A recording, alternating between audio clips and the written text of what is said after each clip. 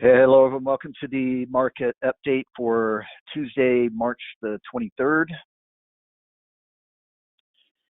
We're kind of seeing kind of a little bit of a sluggish market lately. We're going to look at the charts here in just a second, but really kind of pointing to a near-term pullback. I talked about this a little bit, that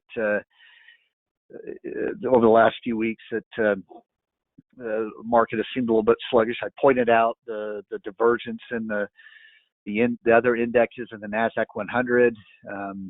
We'll look at that as well. But what kind of the feel right now is that there's just rotation going on, but it's not going anywhere. In other words, we're seeing the NASDAQ 100 up one day, but the Dow down, and then the next day we're seeing the Dow up and the NASDAQ down, or right now it's kind of the Russell 2000 is the small caps are kind of lagging a little bit. They're down a little bit more than the rest of the indexes. And when that happens, what it's showing is that there's just the money is just being moved around. There's not a lot of new money coming in, and it can often be a sign that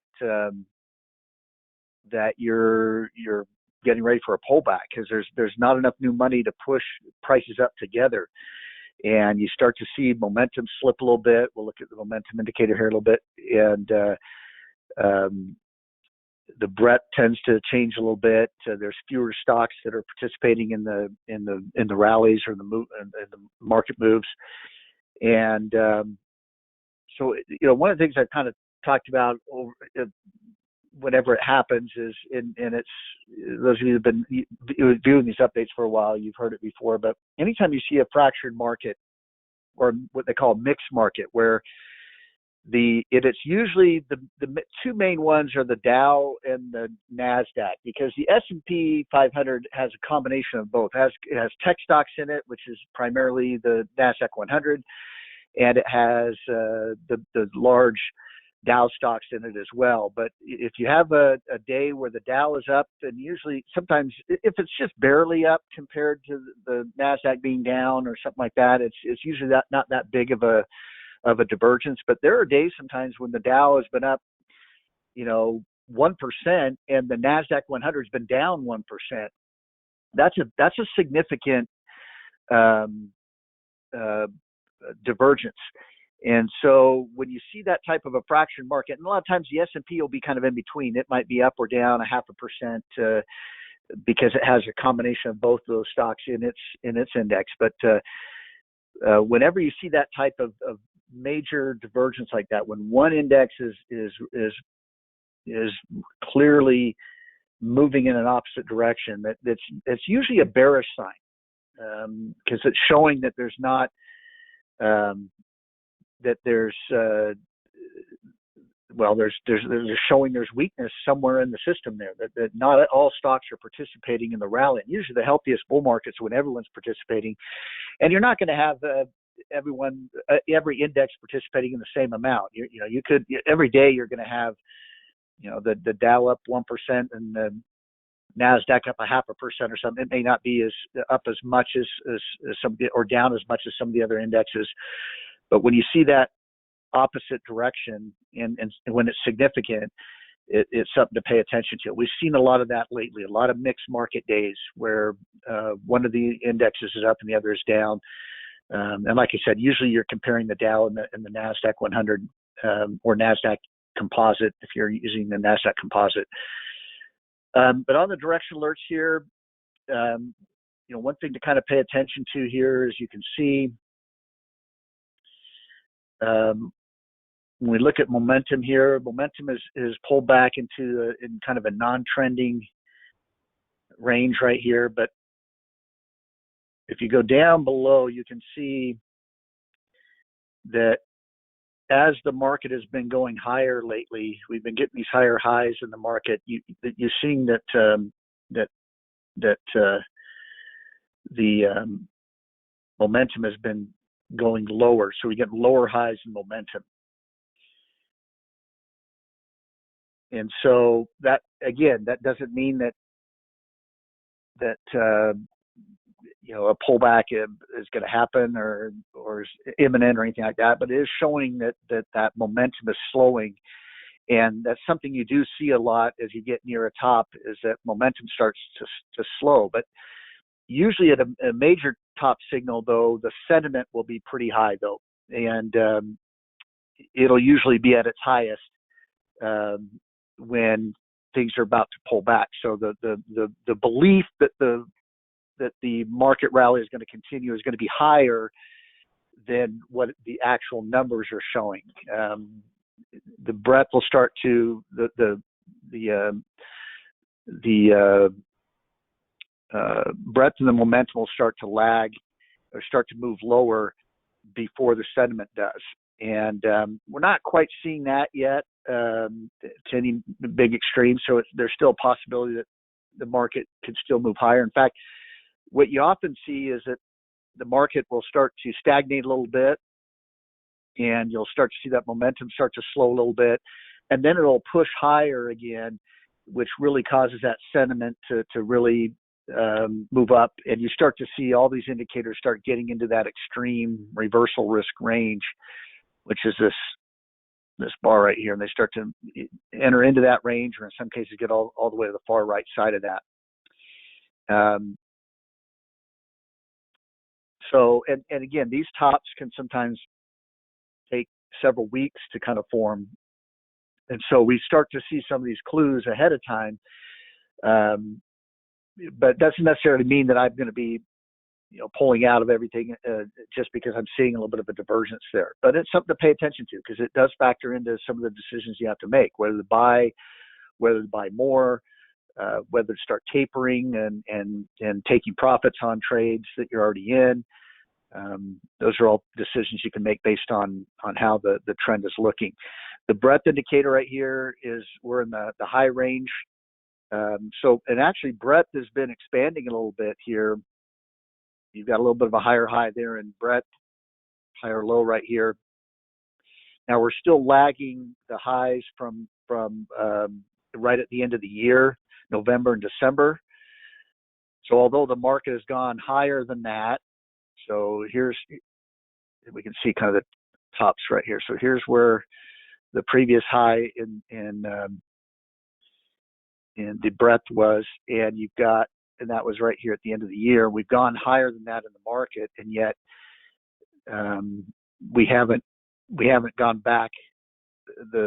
Hasn't gone back to a new high down here. It hasn't gone back above this range right here. So you could look at that as lagging a little bit, but the fact that it is going to higher highs, higher lows would indicate that hasn't broken down yet. The breadth hasn't broken down.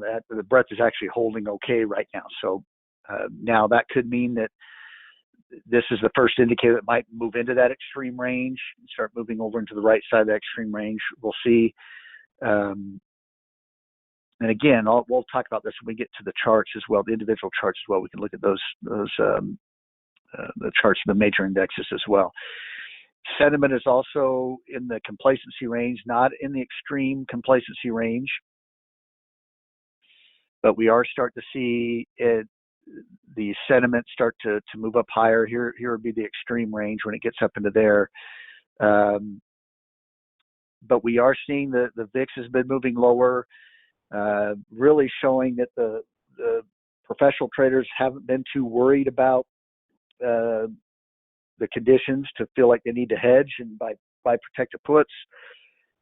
Now that can change very quickly if there's something that sparks a sell-off.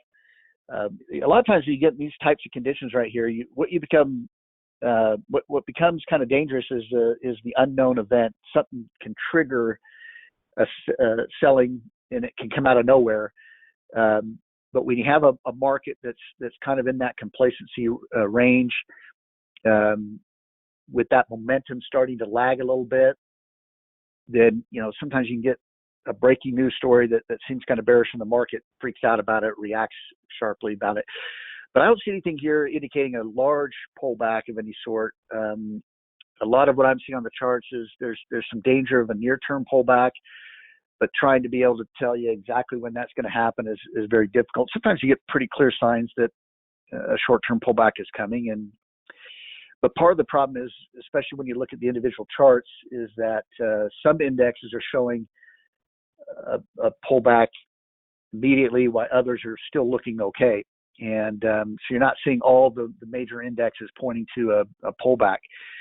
And so what we're seeing is something like the Russell 2000 yesterday was looking pretty weak, and sure enough, it's down today in a pretty big amount, a 2% move down, whereas the other indexes aren't that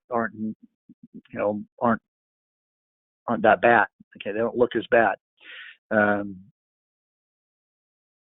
And so that may be what's happening. It's just could be just consolidating around where we see pullbacks in the different indexes on different days, and it just kind of pulls back gradually instead of sharply. But going back up here, let's take quickly a look at the buy-sell ratios. This can also show you a little bit of that momentum slipping a little bit. The buys, the buy indicator here is dropped, meaning a lot of these stocks have gone from buy to hold. The sells have kind of remained a little bit even here, so we're not seeing a large amount of stocks going from hold to sell yet. But that's something to keep an eye on there. If we do start selling off, do we start seeing those sales exceed the buys, and seeing that kind of cross over a little bit there. This can also be an indication, though, that we've had a little bit of a pullback, and could we start taking off again? And we moved out of a little bit of an extreme range where they were pretty wide. And if the market starts rallying, there could be some room for it to rally. But like I said, some of these rally days, we haven't had several consecutive days of the market rallying. It's been kind of just back and forth. And so, I haven't seen anything that's, well, last week we had a bullish reversal day. We had kind of a risk-on day where it looked like money was going back into the riskier stocks, which is always usually a good signal for a bullish trend continuing, because that's the first thing that people sell are the riskier trades. Those are also the trades that make the most money in a stock that's, a $20 stock that can go to $30 or $40. And then the very next day it reversed. And so it's kind of a little bit of a head fake there. And it's thrown a little bit more uncertainty as to what's going on in the near term. Sentiment has pulled back. Sentiment chart here has pulled back, so we're not in any sort of extreme range there, but that's something to keep an eye on. If we do start rallying up again, does that sentiment get into that extreme range? That would be a stronger indication that we have a bigger pullback coming if that were to take place. All right, let's look at the individual charts here.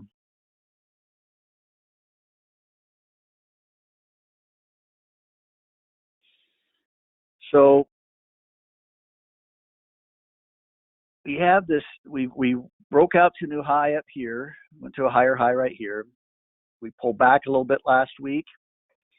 Yesterday we had a nice bullish day in the S&P. Today it's been a little bit flat. It's hard to kind of read from this chart, are we kind of still moving our way higher, or is this a retracement of this move down and we have a little bit further to drop? We're kind of in a no man's land right here. And on top of that, we're kind of stalling right at that previous high. So yesterday's intraday high hit that previous breakout area right there and pulled back off of it. Today's intraday high got very close to that as well. So what I would say is that we need to break back above there within the next day or two in order to increase the probability that we'll end up moving higher and go to another new all-time high, break above this high right here. If we stay below this area, this breakout area for another day or two, and it increases the chances of going lower. Now, there is some kind of shorter term support back here. This is a previous all-time high back here. You can see that on Friday, we kind of almost bounced off of that with the intraday low before rallying back up off of that.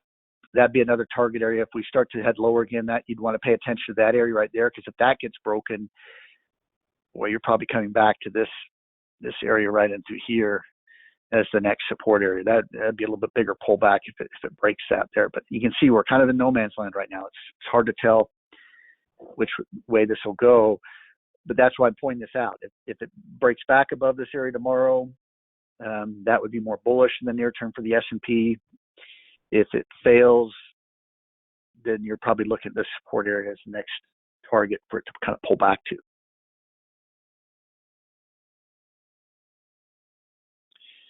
The Dow chart is looking more and more like it's got another move down. You had this little sell-off right here at the end of last week, and then the last few days you kind of moved a little bit sideways. Now again, one thing I always say is whenever you see the stock moving sideways, you want to pay attention to the direction it was moving in before it moved sideways. That's where it's more likely to go after it's done moving sideways. So we had this move down, and then we're moving sideways. Looks like we might have another move down. Now, you've got this little breakout area here as a target. You've got nothing else really where we're at right now. So that's kind of what you'd be looking at. So if we continue to move lower in the Dow, that's going to be your target area right there, that previous high. This was back in last month. I believe we hit that high. February, yeah, that February high. And I don't, you say, well, what would be the signal that things could rally back up or could be rallying back up? Well, I'd probably look at the S&P. If the S&P breaks back above that breakout area, you'll probably see the Dow, or you could see the Dow kind of break back above the sideways range it's been in. But again, that behavior would be one of those things where it'd be more likely to see it drop a little bit lower. It doesn't have to necessarily come all the way down to here, but it could drop a little bit lower before moving higher. This just looks bearish the way it's acting today, in the last couple of days actually. The NASDAQ 100, it was looking like it was in full rally mode yesterday. A lot of those FANG stocks really took off. But then today it just kind of stalled. We opened higher, so we gapped up a little bit. We're currently trading a little bit lower than where we opened, although we're still kind of marginally up compared to the close yesterday. That's been kind of back and forth throughout the day. It's dipped a little bit negative at times. So you've got weak price action today, but overall, you've come off this low right here. You had a pretty decent day yesterday. What I'm looking at with the NASDAQ 100 is this an inverse head and shoulders pattern? And if so, if we kind of hold this area right here as support, the neckline or the tops of or this would be the bottom of the two shoulders, okay, because it's upside down head and shoulders pattern. Then there's potential that we could see the NASDAQ 100 actually break out to a new all-time high, or at least get back up to where that previous all-time high is up here. Now, I still, it's possible that we could get up near there and still not break out above it. One of the things I mentioned, we broke that long-term uptrend a few weeks ago, was that I just felt like we weren't going to get to that near that all-time high anytime soon. And it's still possible we could get a big rally in all the indexes and still not have the NASDAQ 100 break out to a new all-time high.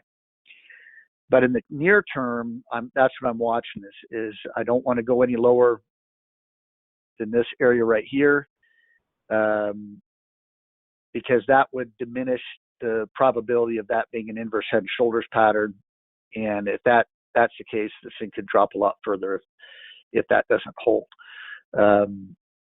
Obviously, if they can break out above this high right here, you've got your neckline right through here. That would be a very, very bullish sign. So if we see that anytime in the next couple of days where we're breaking out above there, that'd be very bullish. So again, this is what I was talking about seeing just rotation. What we're seeing now is Dow was leading the way, before, all the money was coming out of the Nasdaq 100 stocks. You can see on that deep pullback here on the QQQ, and it was going into the Dow. The Dow was just barely pulled back off its all-time high, but it was going clearly higher right here. Now the Dow is looking a little bit weaker, as I just pointed out. So we're kind of seeing that flow back into the Nasdaq 100. Now, that's not a healthy behavior. We want to see all the indexes moving higher.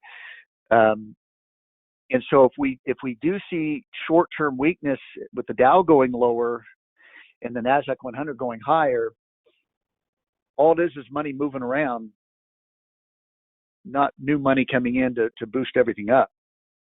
And so that's why, I just have a feeling that this is all going to result at some point in a sharp sell-off that just kind of freaks everyone out, where it's like it kind of wakes everybody up. And when we talk about sell-offs, we often talk about sell-offs as a bad thing. When you get into these tired market conditions and the stagnant market conditions, the sell-offs are what wake up the buyers. I mean, usually that stagnation is a reflection of the buyers not being real confident that things are going higher or view things as being expensive. And they're looking for a dip to buy or a sale. I mean, this is human behavior. I mean, how many times do you go into a store and you say, I'm not going to buy that item because I've seen it cheaper. I've seen it at another store at a cheaper price, or I want to wait till the sale hits. And you're waiting for that sale. Well, the same thing happens. It's human behavior. It happens in the markets as well. That traders will get to a point where they're just not as excited to buy, and it shows up in the price action. It shows up in the way the charts start to behave. And I think we're kind of seeing that a little bit here. So we'll keep an eye on that. We'll see if that continues to diverge there. Like I said, with the Dow looking kind of bearish and the Nasdaq 100 looking bearish today with the price action today, maybe the market sells off a little bit this week. And especially when you look at the Russell, let's look at the IWM, down over 2% now. But it had kind of a similar behavior as the Dow is having, where we had this drop, and then we had a couple of days where we're moving sideways right there. Wasn't surprised to see the Russell 2000 down today after that behavior, and we'll see if the Dow kind of follows suit. But we're definitely seeing some weakness in the small caps. Now, I think this is significant because the small caps contain a lot of what was driving the rally at the end of the year. Were a lot of these small companies, whether they were small electric vehicle companies, the SPACs. The SPACs are those companies that are being used to bypass the normal IPO format, meaning getting new stocks to get listed on the exchange and get traded, become public companies. And those were really flying. And they were the leadership. And so when you start to see the Russell 2000 start to break down a little bit, and it hasn't broken down completely here. We're still in an area here. We recently did go to a new all-time high. The selling could stop and start to move up. You'd still have a higher low. But this is something to start paying attention to, because if we start seeing this dip down to where it's in danger of going to a lower low, even if the other indexes aren't showing that same weakness, it could be another warning sign. When you combine the breakdown of the Nasdaq 100 to something like that with the Russell kind of rolling over, you're really starting to get close to a little bit bigger pullback if that were to continue to move that way. All right, let me go through the other charts rather quickly. Bonds, not much has changed here. We've had a little bit of a rally off the lows, so the bond yields have dropped a little bit, but the trend is still clearly down. We're not in an extreme oversold range here, so there's still further this trend could drop and still not be extremely oversold. I'm looking at this as just a bounce, kind of similar. We had a bounce right here, then it just rolled over again. It looks like that should still be the case. And if if we're looking at this a week from now and we're still continuing to move higher there, then we might be in a trend reversal at that point. But I don't see anything to indicate that the downtrend is broken yet on bonds. Gold, we had a little bit of a bounce. We figured this was just a little bit of a bounce within the downtrend, and it looks that way with today's move lower. It looks like we're probably heading lower, and especially if the dollar keeps going up, the dollar's looking a little bit more bullish as well. There tends to be that inverse relationship with commodities and the dollar. Let's look at oil. Oil had been really bullish and strong. We had a big breakdown day last week. That was on Thursday, I believe. Thursday's had the big drop. Tried to bounce a little bit. We're down again today. So this is a little bit bigger correction going on in oil. We hadn't seen, usually we'd seen more sideways consolidations before going higher within that trend. Now we're seeing some sharper selling. Now, part of that could be related to the dollar moving higher.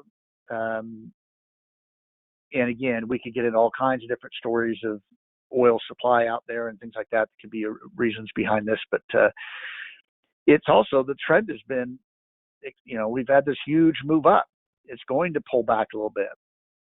And what can often happen is you get that first drop and you try to bounce, and then you get another drop. That's what kind of creates that ABC pattern. So you could look at that as maybe the bounce. It wasn't really a big enough bounce, though, in comparison with the rest of the move. So we'll see if we get a little bit of a 3 or 4 or 5 day rally, and then maybe even a little bit more weakness before bottoming out, before looking at bottoming out within that trend. So there could be a little bit more near-term downside in oil, especially too if the dollar keeps rising. Let's look at the dollar chart.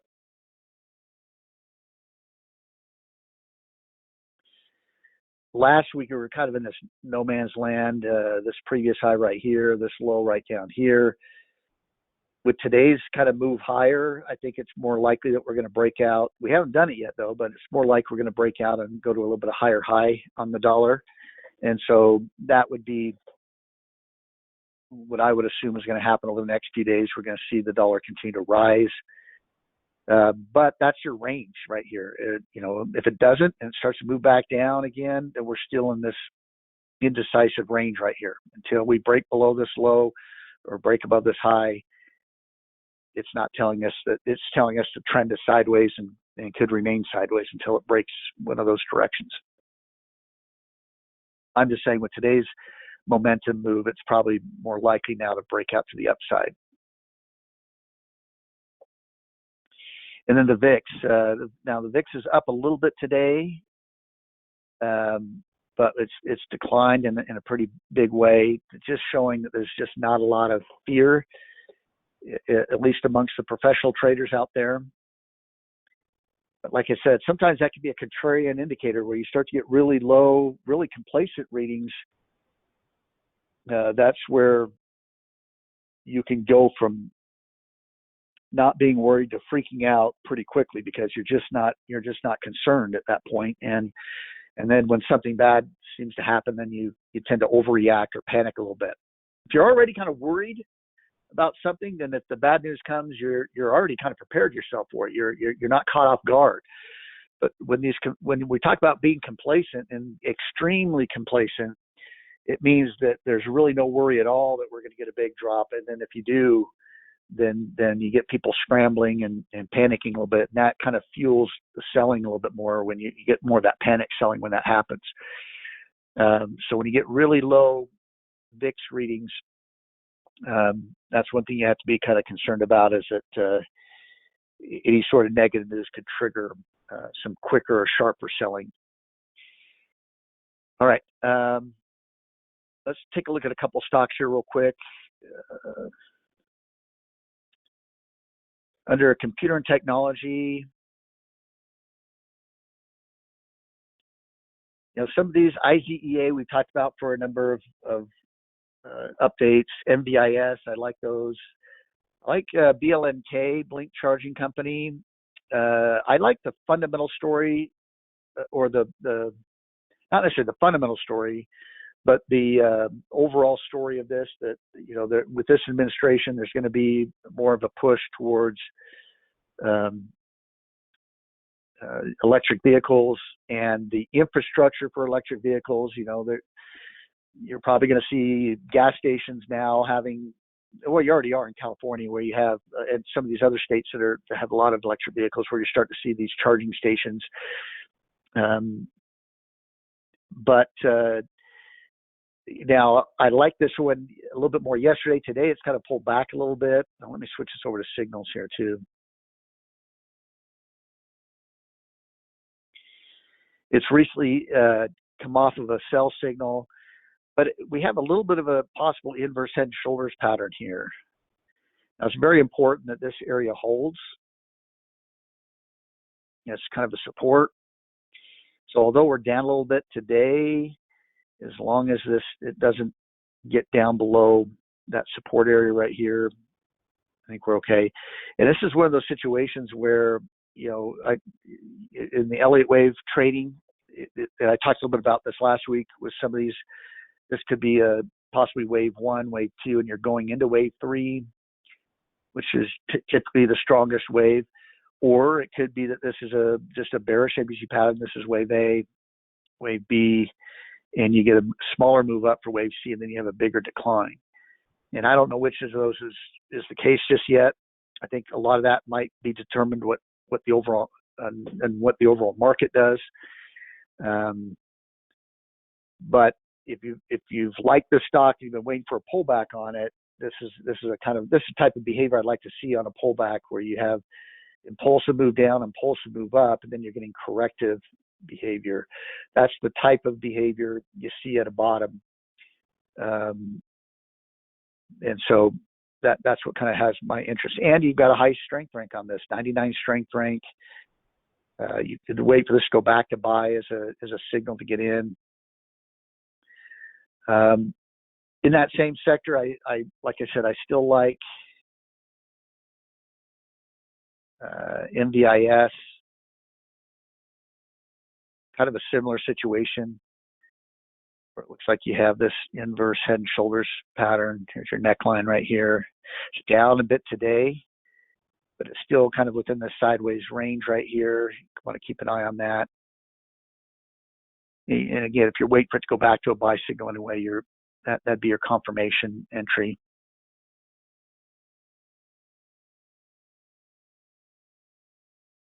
If we go down, drop down into business services all the way down here, this is related to the crypto trade, but this company can load up here.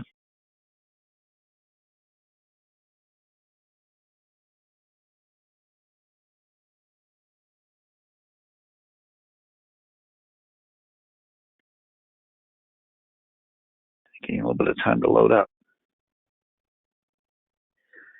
Luckily, there's only one stock we're looking for here, so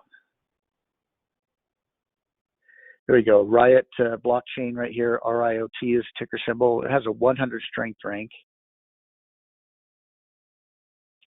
and it's down a little bit today, but again, this looks like the pullback right here off the highs, kind of an ABC pullback right here. Nice impulsive move up, and then it's kind of been moving a little bit sideways, although it's dipped a little bit today, but this could be another ABC pattern.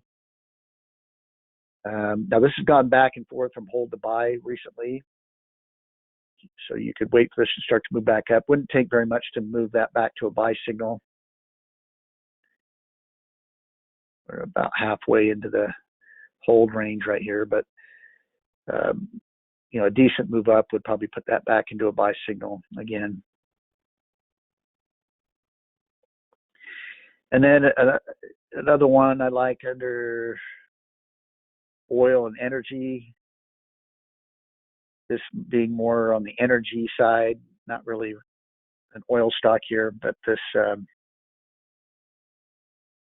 gotta wait for this to load too.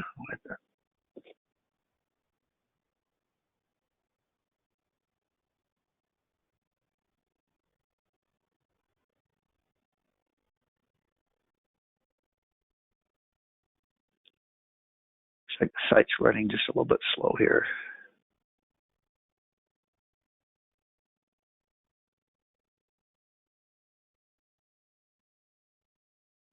The ticker symbol, though, is SUNW. I'll pull up here in just a second, hopefully. There we go. Sunworks, 99 strength rank.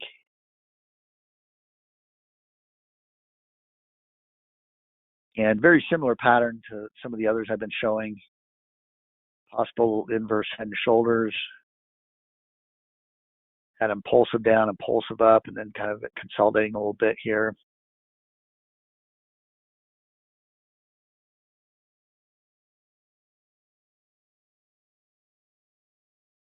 All right, let's get to the training for today now. I didn't mention this at the top of the class, but the training today is, we kind of, it took pretty much the whole class to kind of explain the concept of selling puts to acquire stocks. That's what we did last Thursday. I went over some basic guidelines for selling puts. It's a bullish strategy. You're expecting the stock to go up. Whatever that reason is of why you're expecting the stock to go up, it could be a fundamental reason, it could be a technical reason, it could be that you just like the story or the, you know, well, just like I was talking about with electric vehicles. There's probably, with this administration and administration behind alternative energy, there's going to be a big push to build this infrastructure. And so you may not know the fundamentals of the company. You may not care about the chart of the company, but you may not like the overall story that these stocks should go higher based on that story. But you need to like the stock. You need to like it at the price, at the strike price that you're looking to sell the put at. Now, I want to put all this together a little bit and show you how to kind of even place the trade, how you kind of go about the process of placing the trade. Let me quickly log into my broker account, which is probably logged me out of here.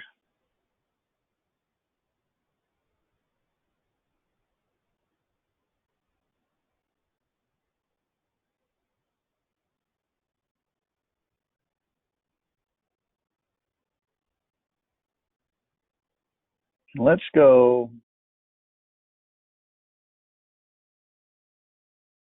back to our chart here. Let's just take a look at, let's go to BLNK.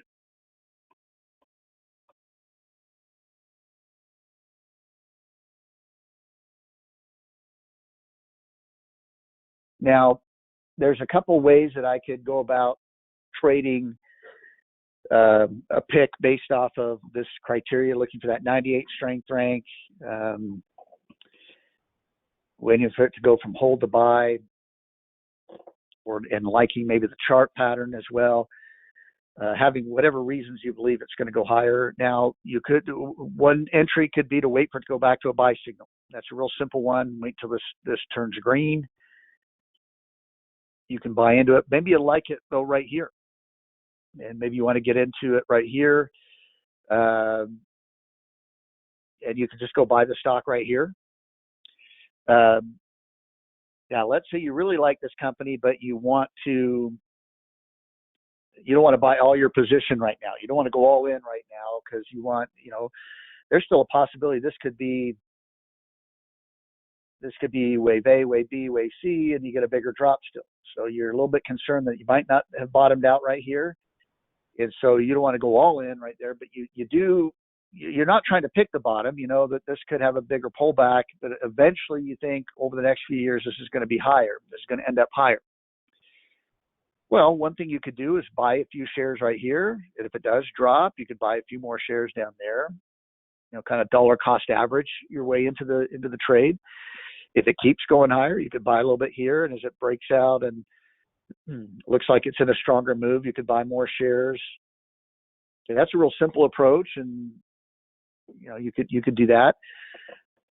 But this is the point of teaching the put selling strategy, is that there's other choices as well. You could not acquire any stock yet, but you could say, okay, I like it right in this area right here. Now, usually when I'm looking at selling puts, I want to sell them slightly out of the money.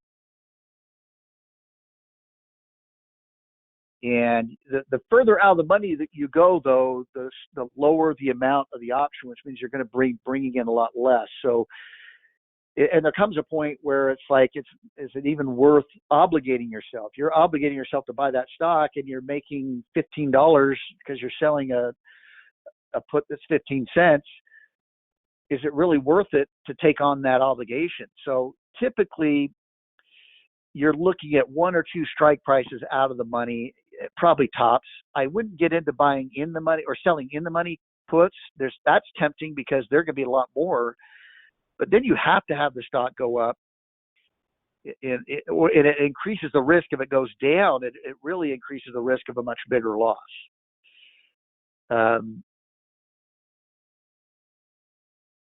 Usually people that don't understand put selling or don't have a lot of experience put selling, they chase the money first and they buy or they sell those in the money puts. And you'll see it. We'll see it when we pull up the option chain, how much it could be if you sold an in the money put, because they were convinced the stock was going to go up. Well, we got to remember, every trade you get into, you believe is going to work out, or you would never get in the trade. Every stock that I have ever bought, I believed was going to go higher, or I would never have bought it. I mean, I think that's something that you have to understand about human nature. You have to understand about yourself, is that it could be many different reasons why you think it's going to go up. It could be it could be as solid as a very bullish chart or bullish fundamentals. It could be as ridiculous as, oh, the Reddit crowd is buying it, so I'm going to go buy it. You know, whatever the reason is, you're not going to buy that stock unless you believe it's going to go higher. So obviously, you're going to expect every stock that you're going to get into to go higher when you're getting to the trade, and that's why people will get sucked into those deeper in the money puts, is because I can bring so much more money in. I know the stock's going to go up. I can bring so much more money in, and they don't look at the downside of it. What if it drops? They're not thinking that way.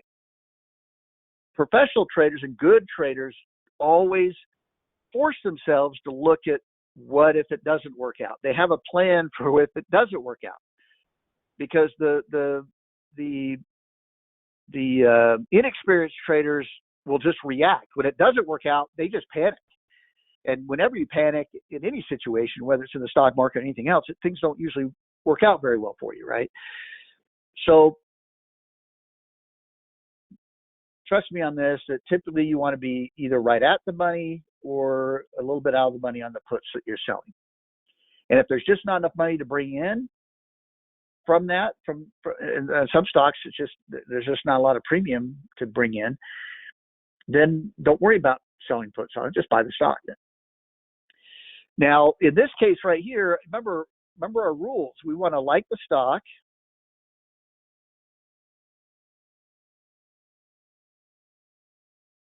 In this case, we're taking more of a technical reason why we like the stock. Well, and the story a little bit too. We like the overall story on it. And we want to like the stock at the strike price that you're selling, because that's the acquisition price.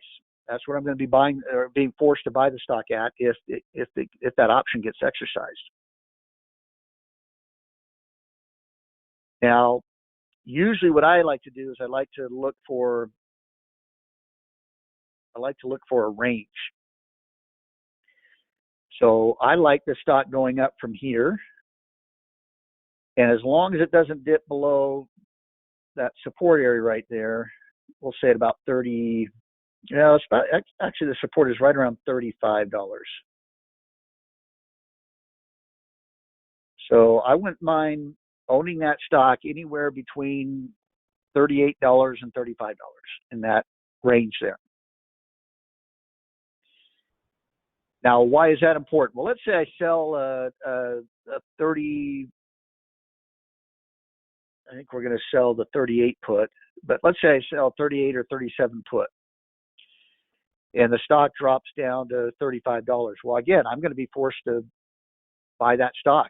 If that option is going to get exercised, I'm going to be forced to buy the stock, which is still fine for me. I don't mind buying it because it's still within the range I want to buy it. But let's say I get forced to buy the stock this Friday, because we're going to go out till just this Friday, expiration.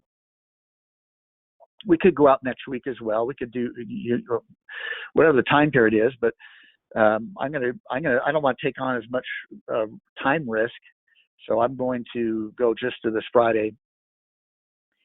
Well, what if I get put the stock this Friday and Monday it's down here? Well, I need to probably sell the stock. Probably need to get out of the trade because it's now below where I want to own it, where I want to own it. You want to have some sort of idea of where your stop is. Now, it may not have to be that tight. It could be down here that you say, well, this is where I know I'm wrong, and this is what I'm willing to risk. This is the risk area I'm willing to risk.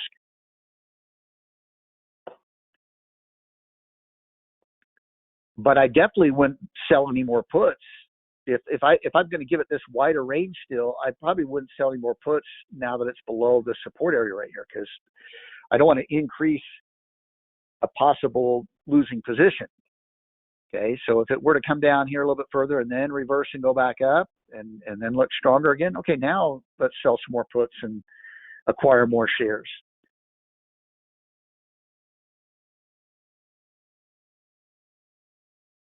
So again, in this case, my choice could be I could buy 100 shares right now, and then I could sell puts to acquire another 100 shares later this week, and get paid to acquire those additional 100 shares. So how would I do that? Well, let's go to our option chain here.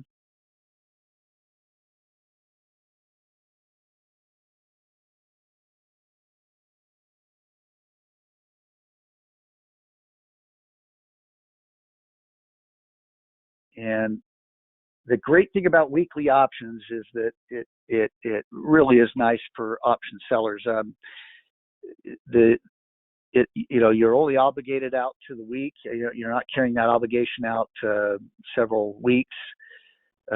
Although you do get paid more for you go out. We'll look at that here. I could sell. So let's take a look at my choices here. So here's this Friday expiration. I'm going to look at selling the 38 strike put. So this is slightly out of the money. The current stock price is above that. Now, I better like it at $38. I better like the stock at that $38 price. I think we've already established that. I like it still at the $38 price. In fact, I'd like it all the way down to about 35. Now, we always want to look at the bid price when we're option sellers. So I'd be selling that for a bid price of $1.75. Now, remember, each of these come in contracts, or each of these are contracts. Each contract controls 100 shares. So if I sell the 38 strike put, one contract of the 38 strike put, I'm obligating myself to buy 100 shares of Blink, BLNK, at $38. So $38 times 100 shares is $3,800. I'd have to make sure I have $3,800 in my account to be able to buy those shares if they're put to me, if that option buyer decides to exercise that option. Okay. Now for that obligation, I'm going to bring in $1.75. $1.75 times 100 shares. So times one contract. $1.75 times 100 would be $175. Now, that $175 is mine to keep no matter what happens. If the stock stays above $38, if this stays out of the money, I'm going to be able to keep that $175. If the stock drops below $38, I would be forced to buy the stock at $38, but I'd still get to keep that $175 I'd brought in from taking on that obligation. So in other words, I'm getting paid to buy the shares of BLNK. Now, again, BLNK could be at $36 this Friday, and I'm being forced to buy it at 38. I'm going to have to buy it at the higher price, at the strike price there. And so technically I would be at a $2 loss, right? Except remember, I get to keep that $175 no matter what. So really, I'd only be down $25.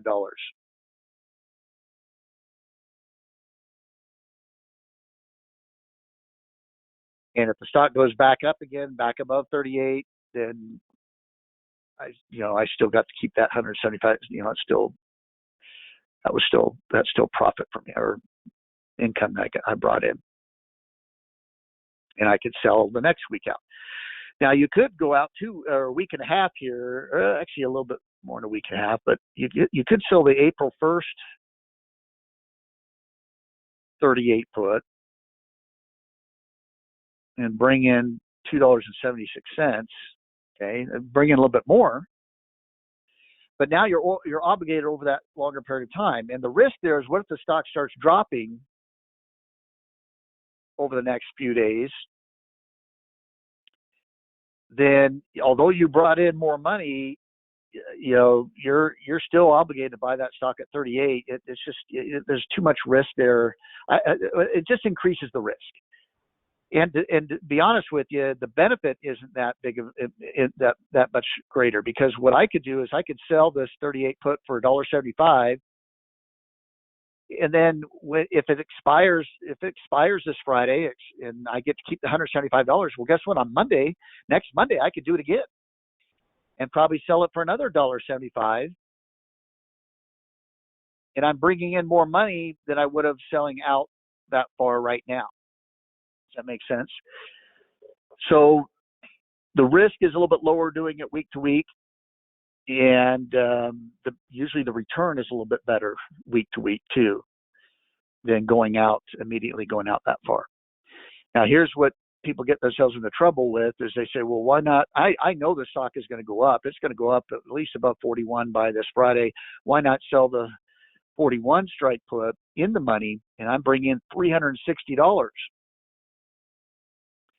Okay, that's great. If the stock goes up $3 between now and Friday, great. You're going to keep that $360. You're not going to be put the stock, and you'll be fine. But what if it drops down to $35? Well, guess what? You're going to be forced to buy it at 41. It's worth 35. And if it broke that $35 support area that I showed you there, then you wouldn't want to really own it at all.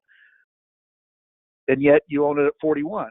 Well, 41, you get to deduct the 360 you brought in. That reduces your cost basis a little bit. But the point is that they can get you into trouble pretty quick.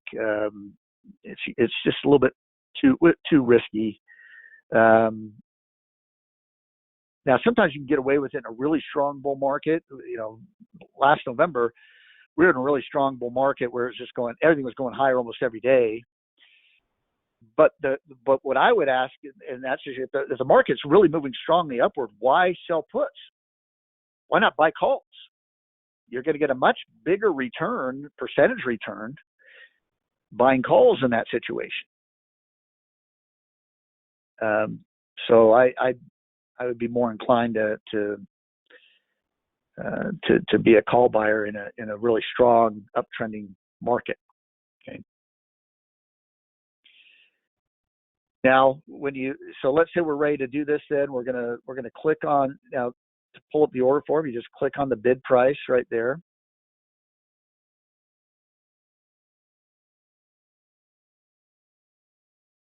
And let me.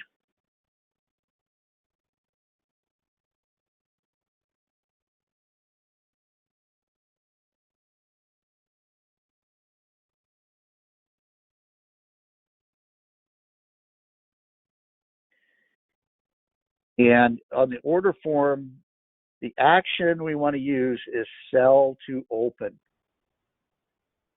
When you buy a put option or buy a call option, whenever you buy it or you're buying a call or a put, you would use buy to open. You're buying to open up the position.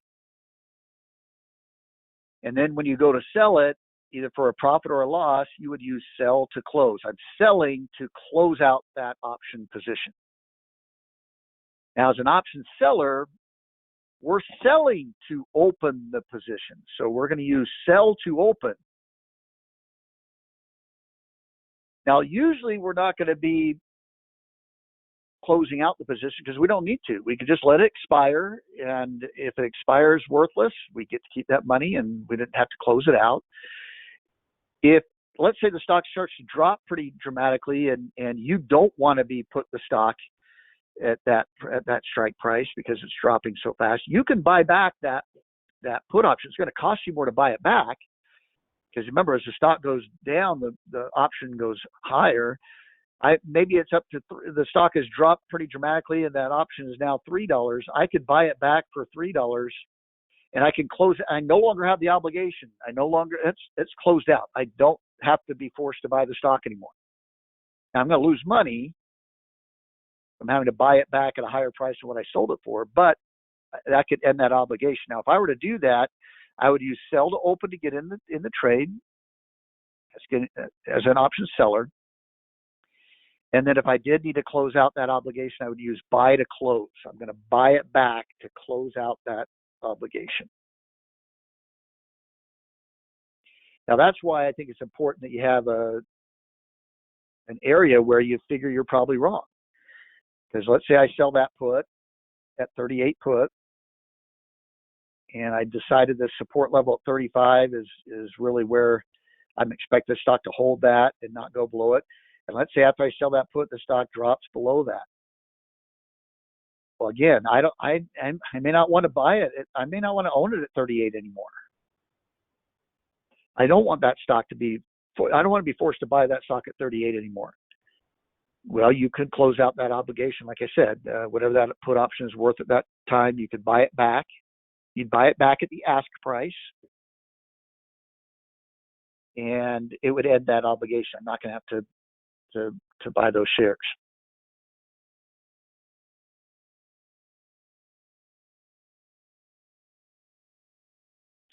But see, that's why you need to kind of have a plan for this, because there's always chances this thing could fall apart. And, you know, if the stock's, you sell that put, you love that idea of bringing in that $175. I mean, that sounded real great. It's real nice to have that come into your account the next day.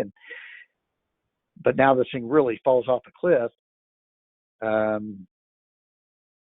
What most people that don't have a plan do is they say, well, I can't do anything now, or they don't, and so they end up buying the stock at 38. And then they just are going to wait for it to eventually go back up. And, you know, that thing, it could be months or before it gets back up above there. It gets to where you bought the stock. And it's just not a very proactive way to be trading. So once you and you want to make sure you're using a limit order, because you want to limit, I want to sell it at that $1.75 price or better, and then place the order, and then that money will come into your account. That $175 will come into your account. And now you just hope the stock, well, you hope the stock either goes up or just stays where it's at. It could stay sideways and you'll be fine. In fact, that brings me to another point. The probabilities of buying a stock, buying an option versus being an option seller. If I'm an option buyer, so I'm either buying the call or the put, I need that stock to move in order to make money. If the stock, in the case of a call, if the stock goes up, I'm going to make money. If the stock stays flat, I'm going to lose money. If the stock goes down, I'm going to lose money. If I buy a put, if the stock goes down, I'm going to make money. If it stays flat, I'm going to lose money. If it goes up, I'm going to lose money. If the stock goes up, I'm going to lose money.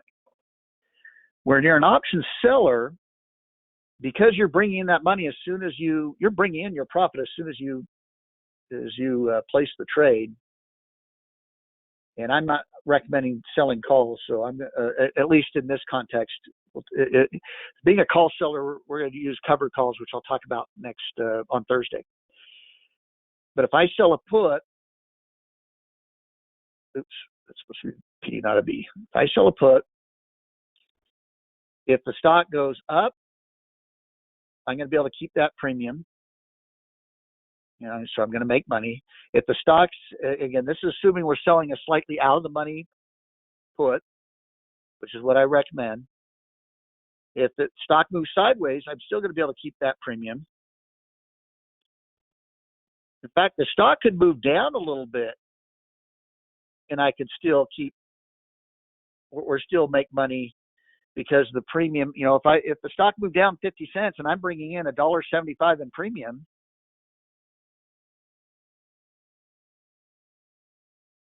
so I'm down 50 cents on the stock, I'm still ahead. I'm still making money overall from a cost basis standpoint.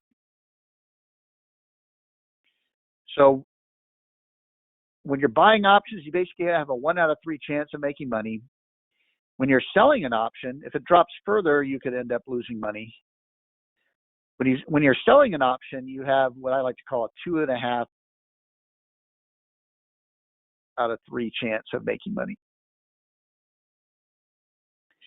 Now, that's not suggesting that I'm saying that call buying is bad and call put selling is the best or whatever, because I'll make a lot if I'm right on this and the stock does go up and I buy that call, or the stock goes down and I buy that put. I'm going to make a lot more money buying options than being an option seller. But the risk also is increased. So I'm getting paid I get paid more for that additional risk is basically. So I just want you to understand that going into these trades, that it's not good or bad. It's, do I understand the risk? Yes, I can make more money. And that's the way it is with anything, right? If there's a chance to make a lot of money, the risk is usually pretty great, right?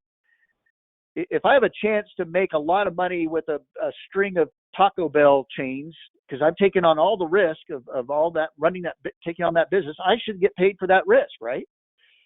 I should get paid more than the Taco Bell worker that all he has to do is show up and punch a clock. He has no risk at all. If that building burns down, yes, he'd be out of a job, but he's not out of life savings or anything. So anytime there's a greater increase for risk, there's usually a greater increase for reward, and that's part of what we do in life as we manage that. There are times where I want to take on greater risk because I should take on greater risk. Back in November, buying options made a ton of money buying options, and it seemed like very little risk because the market was moving up every day. Well, now the conditions are a little bit different. It's a little bit riskier buying options. So maybe I'd move towards being an option seller where I have that 2.5 out of 3 chance of making money. All right. Well, hopefully this helped a little bit in kind of putting together that process, a little bit of the strategy involved with that process. And Thursday we'll get into another area of option selling calls, but we're going to be doing it a safe way by what we call selling covered calls.